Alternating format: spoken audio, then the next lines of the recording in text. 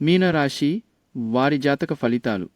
మీనరాశి అనగా పూర్వాభాద్ర 4వ పాదము, ఉత్తరాభాద్ర 1, 2, 3, 4 పాదములు, రేవతి 1, 2, 3, 4 పాదములు. ఈ రాశిలో జన్మించిన జాతకులకు మిశ్రమ ఫలితాలు గోచరిస్తున్నాయి. మిత్రలాభములు వికటించును, శారీరక రోగములు పెరుగును, స్వల్ప తగాదాల్రావచ్చును. వ్యాపారమున ఆదాయము మిశ్రమముగా యున్నది, వ్యవసాయము అనుకూలించదు. ఉద్యోగమున ఆశించిన స్థాయిలో మార్పులు ఉండవు. ఉద్యోగస్తులు వారు చేయి పనులలో మార్పులు చేయకుండా ఉండటం మంచిది.